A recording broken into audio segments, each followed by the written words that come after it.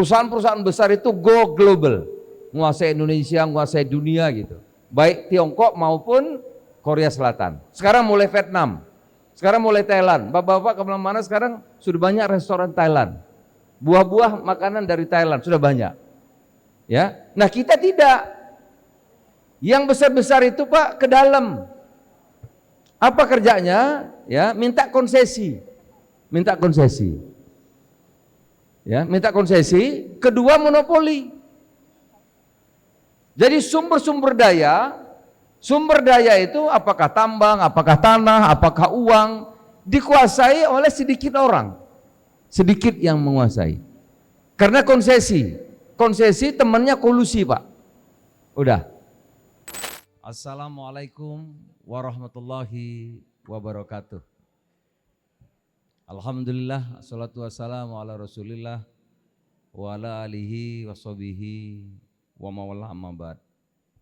Yang saya hormati, saya muliakan para guru-guru saya, orang tua kami, Ibu Nyai, para kiai,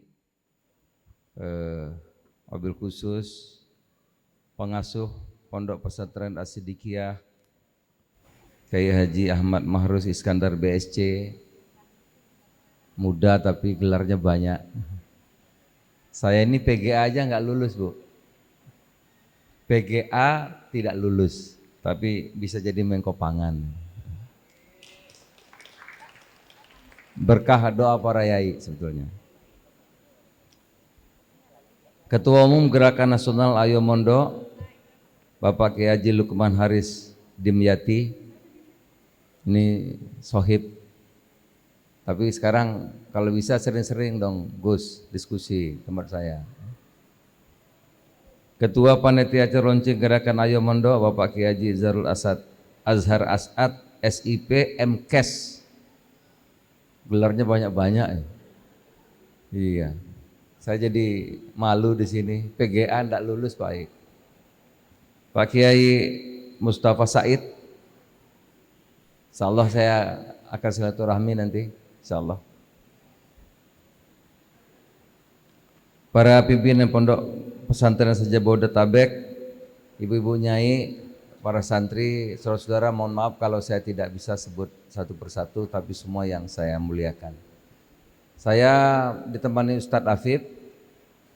Ini lulusan Mekah, kali ini ilmunya banyak. Nah, ini. Ya.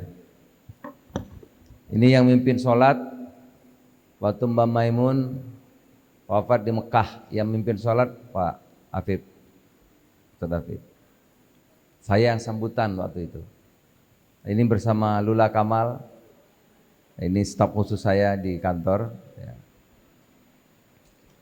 Saya sebetulnya sama teman-teman ini ingin diskusi banyak, ngobrol lama gitu. Tapi itulah namanya pembantu Pak. Saya ini Pak Yai namanya pembantu.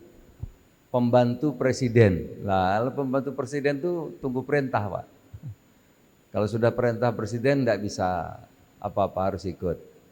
Nanti rencananya pada acara penting di istana, saya kira nanti bapak-bapak bisa ngikuti pemberitaan lah nanti. Acara penting saya nggak bisa kasih tahu karena itu hak prerogatif presiden yang bisa memberitahu. Tapi dalam kesempatan yang pendek ini saya ingin berbagi pandangan kepada sahabat-sahabat saya, gus-gus yang bisa memberikan inspirasi ya terhadap gerakan Ayo Mondo ini. Karena tokoh-tokohnya ini terdidik, gus-gus, sekolahnya tinggi-tinggi ya, mudah-mudahan. Nah, jadi saudara, kita ini sudah hampir 79 tahun merdeka. 79 tahun, Pak Yai. 28 tahun reformasi. Jadi partai banyak ini sudah 28 tahun. Bukan waktu yang singkat. Nah, kalau kita bandingkan aja. Waktu tahun 84 Saya sudah bisnis dengan Tiongkok 84, 85, 86, 87 sampai 90 ya. Saya sudah berdagang dengan Korea Selatan. Saya sudah berdagang dengan Hong Kong, Taiwan, Malaysia tahun 84, 85 sampai tahun 2000. Masa itu kita disebut macan Asia. Pertumbuhan ekonomi kita rata-rata 7,5%. Saya kira santri juga paham lah ini pasti. Ekonomi kita tumbuh 7,5%. Kita sudah bikin pesawat terbang IPTN zaman itu. Kita sudah punya satelit Palapa B2. Kita sudah punya PT PAL bisa bikin kapal laut. Kita sudah bisa bikin senjata namanya PT Pindad. Kita sudah bikin petrokimia, kita sudah bikin pabrik pupuk, kita sudah punya Krakatau Steel. Korea belum, kita duluan. Krakatau Steel, pabrik besi baja, karena itu sangat penting, strategis, kita duluan. Kita duluan. Maka Indonesia disebut macan Asia. Kita kalau ketemu orang Tiongkok, orang Korea kita gagah. Kalau kita nggak lebih hebat, paling kurang sama. Paling kurang sama. Ya. 28 tahun ini kita tumbuh, maju juga kita, maju. Tapi orang majunya lebih cepat. Lebih cepat. Lihat sekarang Tiongkok majunya lebih cepat, Korea lebih cepat. Thailand kita sudah kalah sama Thailand. Thailand income per kapita sudah $8.000, kita masih 4.000. Jadi hampir separuh. Malaysia sudah 11.000, kita ketinggalan jauh. Malaysia Pak. Vietnam sudah kejar kita. Di sektor pertanian, Vietnam lebih maju dari Indonesia sekarang. Sektor pertanian. Padahal dulu kita lebih unggul. Nah saudara-saudara, selalu saya mengatakan ini, urusan dunia itu mana yang mengikuti hukum-hukum Tuhan, sunnatullah dia maju untuk dunia. Saya ambil contoh, di kampung saya, kalau saya tanam padi di sawah di kampung saya, kalau bulan suci Ramadan puasa semua. Saya Pak Yai masa kecil kenapa bisa berkah begini? Doa para kiai. Saya dulu mau bandel diajak sholawatan. Mau bandel diajak tahlilan. Saya mau nakal belajar ngaji. Tapi guru saya galak-galak di sana. Kalau nggak bisa tangan gini Pak, pakai rotan Pak, cedet gitu. Ya, jadi masa kecil saya, maka saya masuk ibtidaiyah. Saya ini dari ibtidaiyah, lanjut PGA Pak. PGA itu 6 tahun. Lah, PGA itu harus belajar bahasa Arab. Wah susahnya Luis. Karena susahnya minta ampun, saya nggak sanggup. Setiap belajar bahasa Arab saya bolos Pak. Main bola. Asal belajar Arab, aduh bahasa Arab. Bolos. Jadi saya kelar cuma 3 tahun PGA, 3 tahun setengah. Ya, teman-teman saya yang Kanwil Depak DKI namanya Abdurrahman. Itu jadi Kanwil Depak DKI, dia terus dari PGA ke Gontor. Saya karena nggak sanggup belajar bahasa Arab, baru 3 tahun kabur. Karena ayah saya ingin saya ini jadi seperti Gus. Peter ngaji, Peter baca doa gitu. Ya, dari kiai. Ayah saya pengennya begitu. Dari PGA direncanakan saya mau dikirim ke Mekah. Mau dikirim. Dikirim ke Mekah masih bisa bahasa Arab. Saya nggak sanggup Pak Yai. Maka setelah 3 tahun saya dapat ikut ujian sanawiyah. Nah, setelah dapat ijazah itulah saya lari ke Jakarta. Jadi ke Jakarta ini tempat pelarian sebetulnya. Karena kalau di sana saya diamuk sama bapak saya. Harus sekolah ke PGA lagi. Padahal saya udah nggak sanggup, itu ceritanya. Tapi akhirnya ayah saya juga setuju. Yang modali saya ke berantau ke Jakarta itu ibu saya. Kata ibu saya, ini gelang emak, kalungnya emak, cincin emak, kamu bawa. Ya, sekolah. Jangan nggak sekolah. Jadi merantaulah ke Jakarta dan seterusnya dan seterusnya. Nah, kembali ke tadi. Kenapa memang kita maju tapi ketinggalan. Ketinggalan. Dari Tiongkok, dari Korea Selatan, bahkan Malaysia sekarang sudah 11.000 income per kapita, ya. Thailand sudah 8.000, Vietnam 4.000 lebih. Pertanian kita ketinggalan sekarang. Dan kalau kita pergi ke Tiongkok, kita pergi ke Korea Selatan, kita mulai agak minder. Orang Korea itu sekarang tinggi-tinggi, Pak. Tinggi-tinggi. Orang Cina juga tinggi-tinggi. Karena apa? Makan gizinya cukup, gitu. Nah, ada 4 yang perlu kita pelajari. Pertama, soal politik. Soal politik. Ini saya kira penting untuk pondok. Kenapa penting? Ternyata politik mereka, politik untuk kemajuan negaranya. Bagaimana negaranya sekarang dan yang akan datang maju. Lah kita politiknya itu politik untuk survive. Bagaimana bisa bertahan. Kalau saya jadi bupati, bagaimana nggak diganggu wakil, nggak diganggu DPRD, nggak kena APH. Selamat, yang penting selamat. Terus dapat duit lagi untuk maju lagi, Pak. Jadi selalu jangka pendek. Itu politiknya. Yang kedua, Pak, ekonominya. Nah, ini yang paling penting saya perlu sampaikan. Ekonominya, dia ekonomi produktivitas.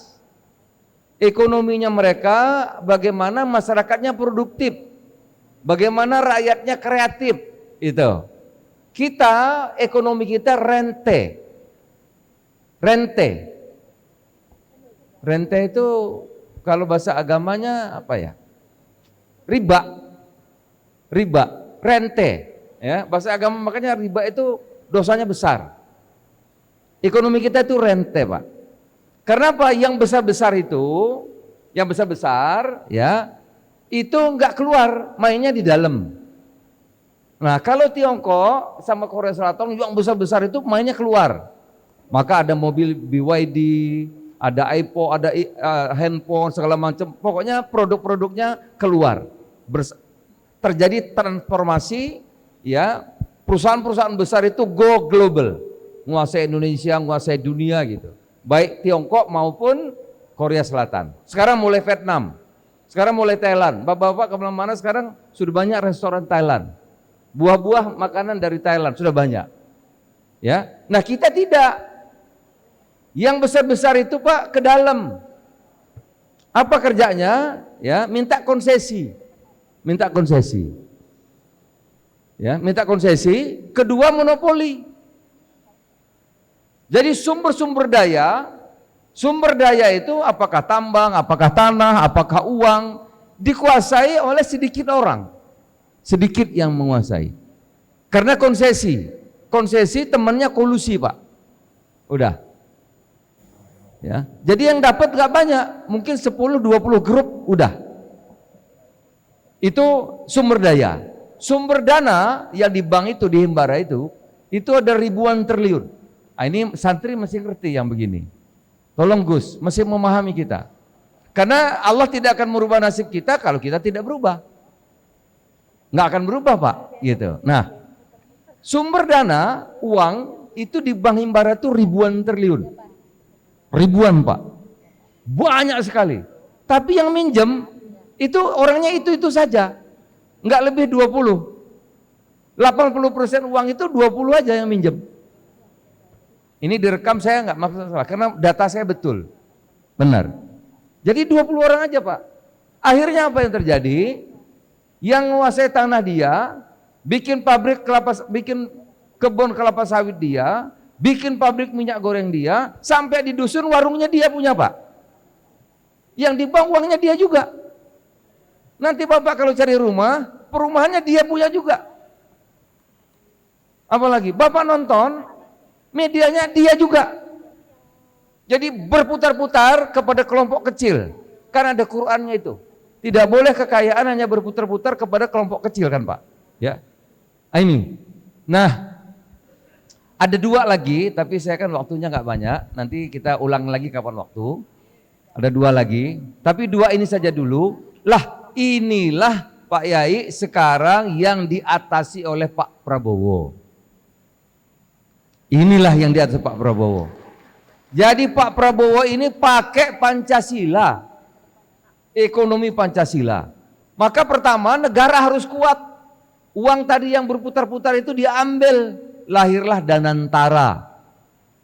Lahirlah Danantara. Danantara itu negara harus kuat. Danantara akan membuat hilirisasi nikel, hilirisasi boksit, ya seperti dulu zaman Pak Harto kita bikin petrokimia, kita bikin Krakatau Steel. Ini negara harus kuat.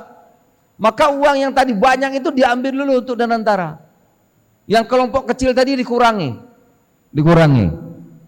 Bukan dimusuhi, kamu keluar dong bersaingnya. Yang udah besar-besar keluar, jangan di dalam lagi. Itu. Nah, akhir Danantara. Kedua, yang menyangkut paling banyak rakyat itu pertanian, peternakan, perikanan. Ini yang miskin. Yang paling miskin nelayan. Nomor 2 peternak, nomor 3 baru petani. Makanya Pak Prabowo meminta kita harus swasembada pangan. Pangan dalam artian karbohidrat dan protein.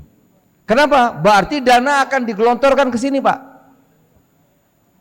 Saya tanggung jawab.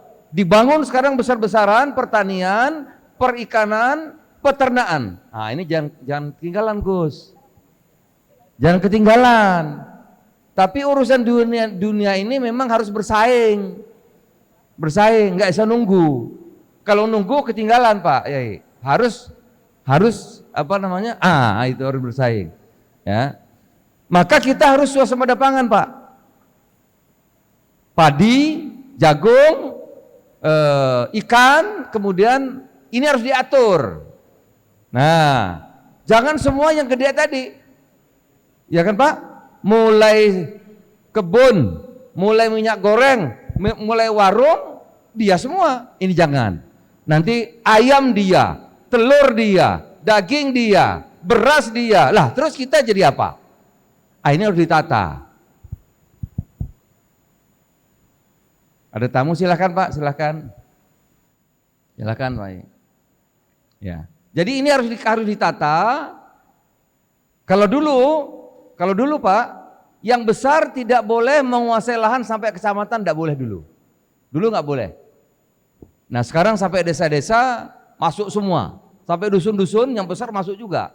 Sehingga petani kita nggak punya lahan lagi, berubah menjadi buruh tani, ya, berubah menjadi buruh tani.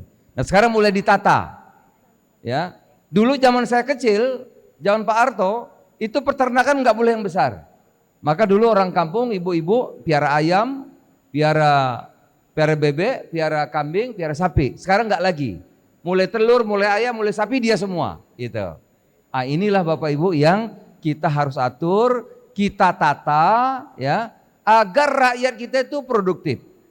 Maka pangan dulu. Pangan dalam arti karbohidrat, sawah, padi, jagung, kemudian protein, ikan, ayam, dan seterusnya termasuk susu, sama telur. Itu nanti akan menjadi usaha rakyat. Yang besar-besar jangan main ayam juga, main telur juga. Warung juga dia habis, sampai kampung-kampung warung mama tutup. Nah, ini sekarang lahirlah yang ketiga namanya Kopdes, Koperasi Desa. Nah kalau bisa di pondok nanti ada koperasi sini, Gus. Ya, Kopdes. Kopdes itu kita ingin agar desa itu punya pusat ekonomi itu di desa. Jadi kegiatan desa itu ada kegiatan ekonominya. Sentra ekonomi itu ada di desa, maka lahirlah koperasi. Untuk apa? Agar dari produsen itu kalau sampai desa itu panjang, grosir, pengecer baru sampai desa. Jadi kalau orang desa mau beli ayam lebih mahal, karena ayamnya dari kota. Nah, ini enggak langsung. Jadi untuk memotong rantai pasok yang panjang, maka dilahirkanlah koperasi desa yang akan melahirkan gerai sembako. Kebutuhan ibu-ibu, minyak goreng, gula, ya beras, ya kebutuhan sehari-hari. Dari pabrik, Bulog langsung ke desa.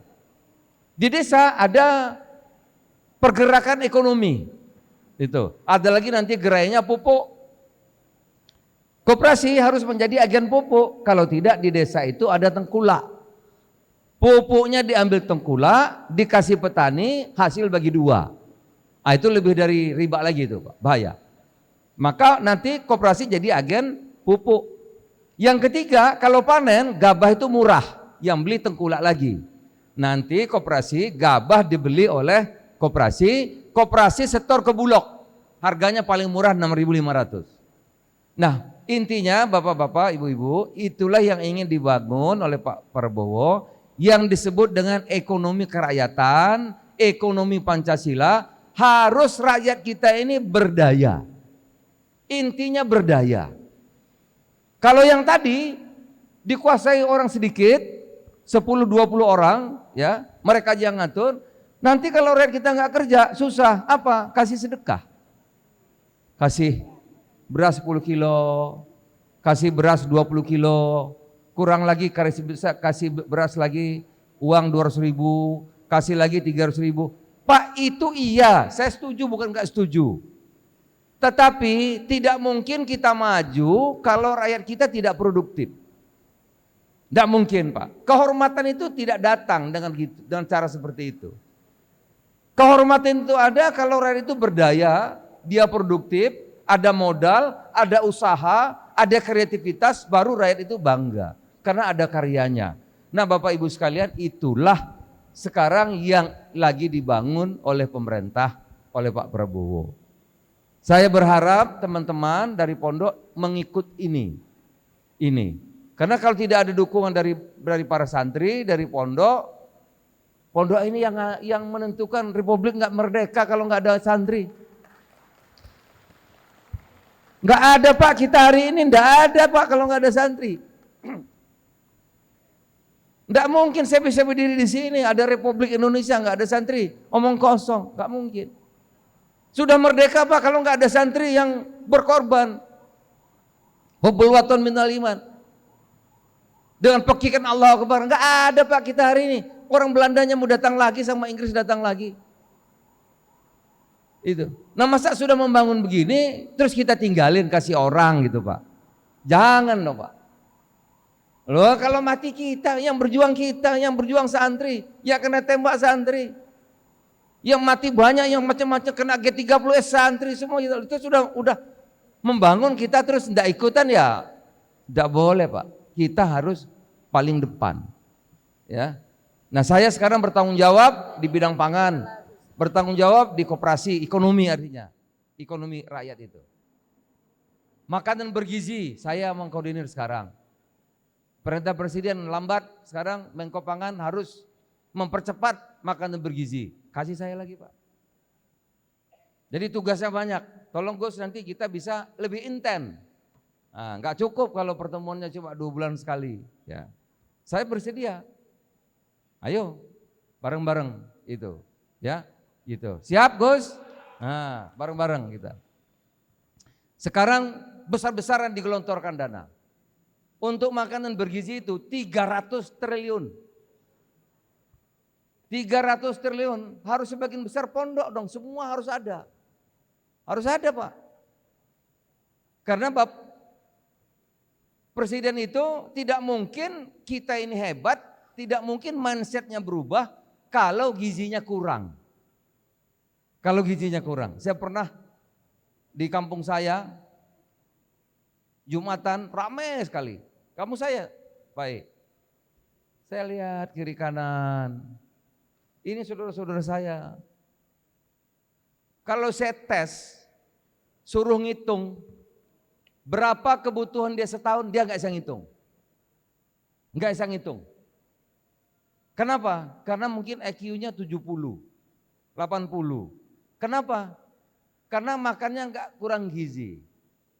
Lah, kalau ngitung untuk keperluannya aja nggak bisa, bagaimana bisa produktif? Gitu. Maka lahirlah program pertama yang harus diberesin, makan dulu. Agar anak-anak kita bergizi, paling nggak nanti IQ-nya bisa 100 ke atas. Nah, kalau itu dia bisa menghitung apa yang dibutuhkan dia, apa yang diperlukan. Ini cepat, apa itu common sense, ya, cepat nangkapnya. Tapi kalau kurang, memang lama. Nah Gus, Pak Yai, Ibu-ibu Nyai, itulah kira-kira saya harus segera kembali. Insya Allah nanti lain kesempatan akan bersama lagi di sini. Saya mendukung penuh, ayo mondok. Pak Wapres. Selamat datang kami ucapkan kepada yang terhormat Kiai Haji Ma'ruf Amin, Wakil Presiden ke-13 Republik Indonesia.